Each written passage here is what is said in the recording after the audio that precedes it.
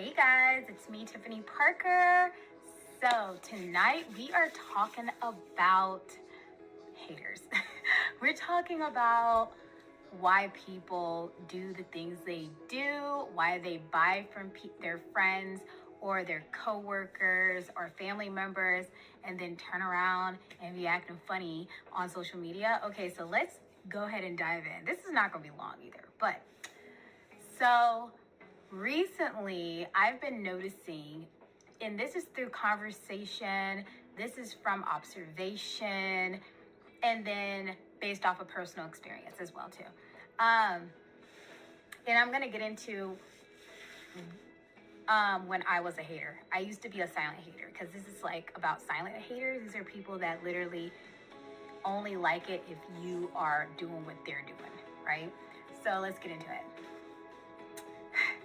Silent hater. What is a silent hater? A silent hater is somebody who will like your post. They will maybe purchase something from you. They'll give you a compliment. But if they notice that you are getting more attention or you are able to do things that they can't afford to do, things like that, they secretly and probably uncontrollably start to feel a certain way, like they get irritated. Something comes over them and most people can't really explain it. Most people don't even know what it really is. And they sometimes don't even know how they got triggered because this person supposed to be a loved one, a family member, a friend, or whatever, right? Or even a coworker. So let me give you an example. Your best friend, she loves everything you sell. Literally everything. She tells you she loves everything you sell. So she walks into your store or she goes onto your website and she purchased something affordable. Like, let's just say it's cheap, right? $10. Gets on social media, is loving everybody's posts, see your post, see that you just bought you one of those expensive Stanley cups and whatever. And she's like, oh girl, that is so cute. I love it. Da da da da da. Woody woody woo. Right? So she goes back to your store and she's, oh, I'm gonna go ahead and get this because I really like that. And so she buys $100 item, right? Loving the dress, the candle, the makeup, the mask, whatever she bought for $100. Gets back on social media and she comes across your post and you're going to Paris. And it's not that she isn't happy for you. There is something that is going on in people that they can't explain. She looks at your post and a feeling of ick comes over it. A feeling of like sickness, or she may feel jealous or envious, but she's angry because she doesn't understand how you're able to go to Paris. So what she does is, because she can't go to Paris herself, she can't afford that. She's trying to figure out how can she afford to go to Paris. You know, you just own a small boutique. You just have a little online store that sells cheap products, or you just do this or whatever, right? So instead of just assuming you did really well that month or that quarter or whatever in business, she chumps it up to her purchasing from your business is the reason why you're able to afford that. So now, because she's in denial, right? She's in denial. She really feels a certain type of way about it. And it's odd. It's really weird.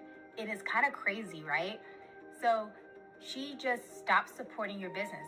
She'll still talk to you. She'll still message you and stuff.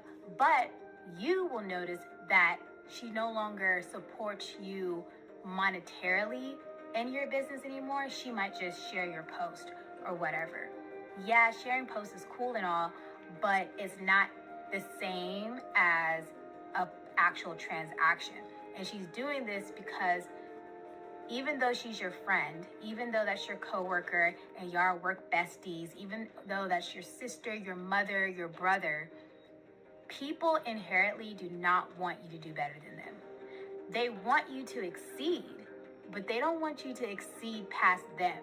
And you'll have people like this that will tell you, oh my God, you're going to go so far. I want you to do well and all this stuff.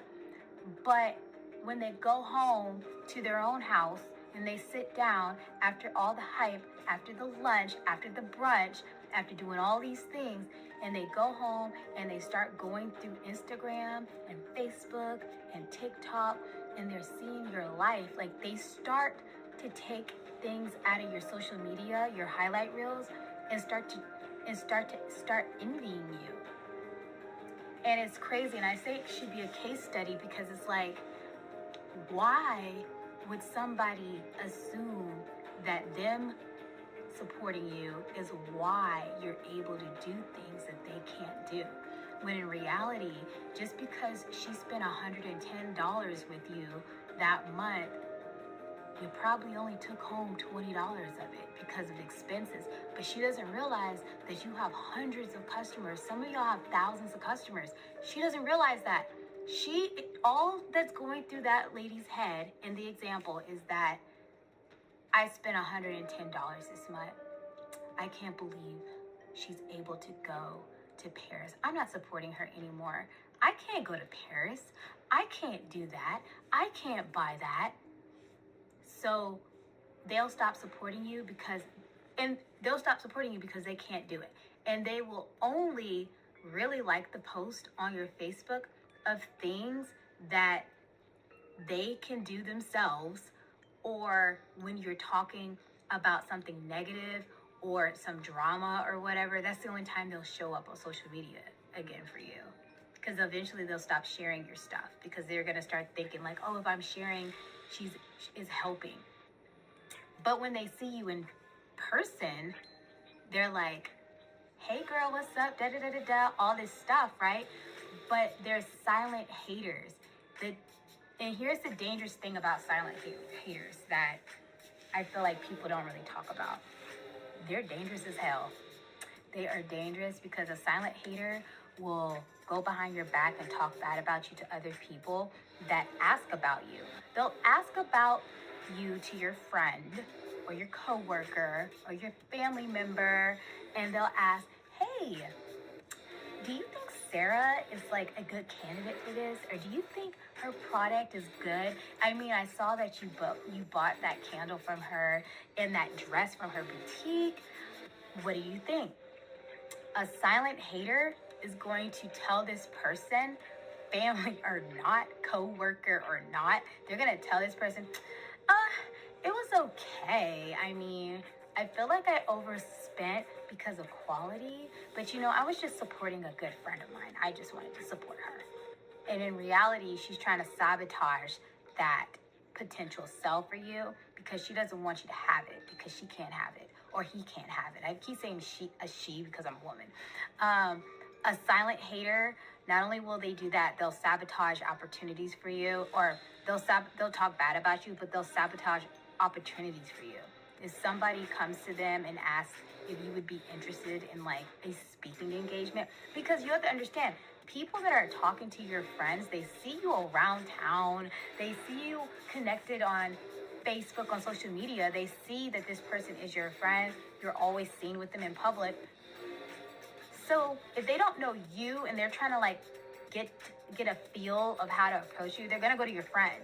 They're gonna go to your friend and they're gonna ask her or him, do you think Sarah would love this speaking engagement on how to open up a boutique effectively, affordably, and and quickly, right?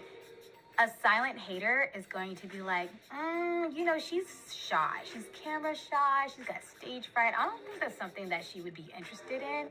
Maybe she can co-blog for you or something. But to be honest, I've known her for so many years. I don't really think that's her speed. That's what a silent hater would do.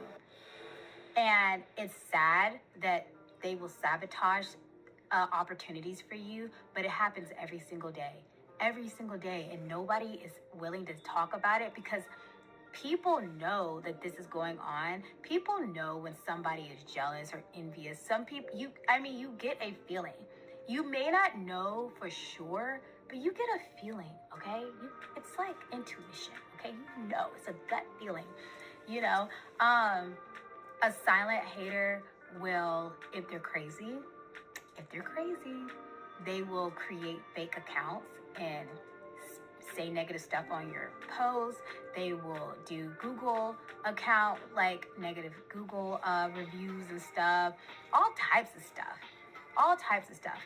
Now, how do you know? Now, a lot of the stuff that I talked about is what a silent hater does. But let me talk to you about when I used to be a hater and how I got out of it. So back in the gap, I'm talking about almost a decade, I used to look at girls' profiles on Facebook and be so envious of their lives. I would be looking at their marriages or their relationships. I would be looking at the clothes they wear, the cars they were driving. I was so jealous.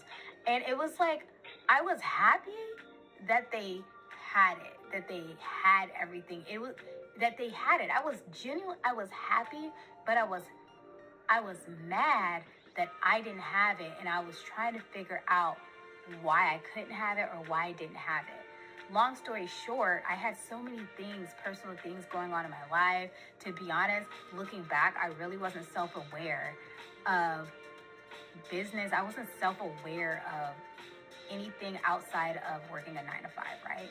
I didn't understand what it meant to make money outside of going to college and having a job. But anyways, let me tell you how I got out of it. Because I used to be a hater. I wouldn't do all the things that I told you just recently, but I just told you, because I never knew these people in real life. You know, I was just quote unquote stalking people, and I would like their pages and stuff like that. But inside, I felt really bad. I felt sick and queasy and just disgusted at the fact that they had it and I didn't. It was sick. I was sick at that time mentally. I just think it's a sickness at some point, you know? But let me tell you how I got over it. So after I met my husband, Jeremy, he would notice that I would just scroll and I would just look and make comments about different things that I saw, like different women doing different things in different industries. He would notice that and he would tell me, he was like, why are you being such a hater when you could do the exact same thing? When you can go out and make a career for yourself. You just got to find something that you enjoy, that is affordable to start and stuff like that. And it took me a long time to get there. It took me a long time because it was a lot of insecurities with it, a lack of knowledge and stuff. So over the years, what I've done recently is just, I picked my career, which is what I do now. Back then it was literally just events and I was selling coffee on the side, which I still sell coffee and stuff. But back then it was on the most basic level, events and like vendor markets and selling coffee, super basic. And after a while I got good at that. And then I started gaining more confidence in myself. And as time goes on, instead of being envious and stuff, I would look at what they're doing and I would say to myself, instead of being like, I'm sick, I can't believe she's able to do that, I would say, how the hell can I do that? How am I able to afford that car or afford that vacation myself? How can I get money stacked up in my account like that for myself? And it was mind-boggling to think like that. But instead of being a hater, I turned creator. I realized that these women were not working jobs. I realized, I don't know what took me so long, but I realized that the more you create and the less you consume, the more you can live up to what you see on social media. I know a lot of things are extremely exaggerated, but most of this stuff is obtainable, but how you go about getting the knowledge, like the education and the skills and the resources, is solely up to you, And so I had to figure that out. I had to figure that out for myself, which I did. Fast forward to today, I am not a hater anymore. I can celebrate another woman's accomplishments. I love when I see women on vacation with the wind blowing in their hair, sipping lattes, buying the Stanley cups with all the accessories because I'm getting mine too. You know what I'm saying? Because at the end of the day, everything that I see on social media, I can get that too. If there's a price tag on it, you too can get it too. You just got to work. You just have to figure out how you're going to get it and work your plan. So I say all this is because I know that there are people that hate on what I'm doing, but I'm here to tell you that you don't need to hate on me. Let me go ahead and save you the mental breakdown, the nights of crying, the sleepless and restless nights. Let me go ahead and save you, girl. All you got to do is look at what I'm doing and figure out what you could do, what skills you have. Watch some content creators that you thoroughly enjoy and see how they're doing it, and learn the skill of filming, learn the skill of editing, learn the skill of writing, copy. We have AI. They literally does it all for you. And be yourself and just learn to turn on the camera and show who you are. That's all you have to do. Skip all the extra stuff because I wasted almost 10 years. I know I wasted, before I start to get to where I'm at now, like started getting here to where I'm at now, I wasted 4 years of being a hater when I could have been 4 years into like my purpose, 4 years closer to being able to get that Mercedes, 4 years closer into having a stacked bank account. I wasted 4 years because I was so caught up in how come, why them and not me, when I should have been so caught up in how the hell can I do this? Let me do some research. Let me figure it out. Let me ask some questions. Let me do something, because at the end of the day, you have to do to get. Faith without works means nothing. So you're going to have to stop hating on people. Stop being a silent hater. If your friend is doing more than you, you know what your friend does for a living. Figure out how you could do something like that. If your friend owns an online boutique, I'm pretty sure she would be happy to help you open your boutique. If your friend is doing event planning and stuff like that, I'm sure if you could ask her or him, they can lead you in the right direction, not do it for you. You're gonna have to create your own brand voice, and like really, flourish in yourself, with yourself in that career. But they can help you get started. But being a silent hater and like going behind their back and stop sabotaging opportunities for them, not wanting to support them financially because they got to go on a cruise and you didn't, because you weren't willing to do what they did to get that cruise. You can't get upset. I mean, you could get upset, but it's not going to do anything but age you, make you tired. You're not even going to have the energy to pursue anything if you're so caught up with why you don't have, and worried about what your friend is doing and not doing, and what you can and cannot do. Level up at the end of the day. There's so many resources out here, you guys. You don't have to be a hater, because being a hater isn't cute. It doesn't make you sexy. You're not slick, because eventually you will be found out, because people talk. People talk. They talk. They will say, hey, your homegirl was telling me this about your business and she really doesn't this, that, and the third. And then you're going to be looking stupid. And you don't want that. You don't want that. That's not cute. You're going to lose a friend. You're probably never going to be able to start a business in the area that you're in, because nobody's going to trust you, So, I'm just saying, don't be a silent hater. I hope you liked my TED Talk tonight. But expect more videos like this. I really enjoy making videos on different topics that are a bit controversial. They kind of like rattle some tail feathers, but I feel like conversations that I feel people are thinking about but they're not saying out loud are like the best conversations. So yeah, I'll see you guys in the next one next week, same place, same time.